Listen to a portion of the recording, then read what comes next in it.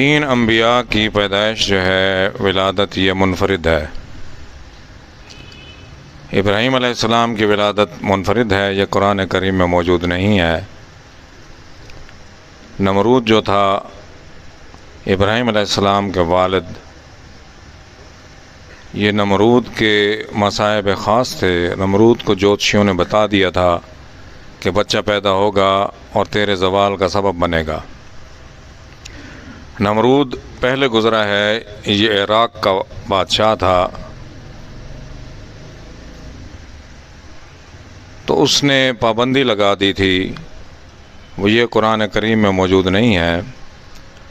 دوسرا واقعہ موسیٰ علیہ السلام کا ہے۔ فرعون کو جوتشیوں نے بتا دیا تھا کہ بچہ بنی اسرائیل میں پیدا ہوگا، تیرے زوال کا سبب بنے گا، تو اس نے بچوں کو قتل کروانا شروع کر دیا۔ 40,000 بچے قتل کروائے بنی اسرائیل کے۔ یہ قرآن کریم میں موجود ہے مکمل۔ تیسرا واقعہ منفرد حضرت مریم کی ولادت کا ہے، وہ پہلے بیان ہو چکا ہے عیسیٰ علیہ السلام کے بیان میں، حضرت مریم کے بیان میں۔ تو آج موسیٰ علیہ السلام کی ولادت یہ منفرد ہے۔ سمجھنے کی بات یہ ہے کہ ایک ہی وقت میں اللہ تعالیٰ جو ہے، جس طرح شیطان اپنے چینل چلتا ہے، ایک ہی وقت میں اللہ تعالیٰ کی شان اور عظمت کیسے اپنے بندوں کی رہنمائی فرماتی ہے، حفاظت فرماتی ہے۔ شیطان نے 40,000 بچے ذبح کروا دیے بنی اسرائیل کے، لیکن اللہ تعالیٰ فرماتے ہیں کہ جس چیز کا ہم ارادہ کر لیں اس کو کوئی کچھ نہیں کر سکتا۔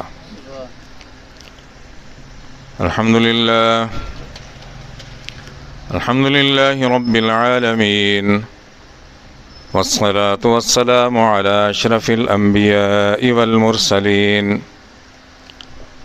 والصلاة والسلام على جميع الانبیاء والمرسلین، وعلى آلہ الطیبین الطاہرین، وصحابته الغر الميامين، والتابعين ومن تبعهم بإحسان إلى يوم الدين.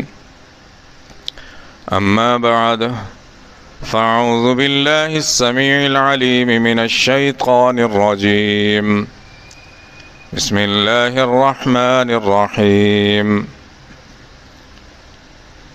ونريد أن نمن على الذين استضعفوا في الأرض ونجعلهم أئمة ونجعلهم الوارثين. أما بعد، وأوحينا إلى أم موسى أن أرضعيه، فإذا خفت عليه فألقيه في اليم ولا تخافي ولا تحزني، إنا رادوه إليك وجاعلوه من المرسلين. أما بعد، ولما بلغ أشده واستوى آتيناه حكما وعلما، وكذلك نجزي المحسنين. صدق الله العلي العظيم.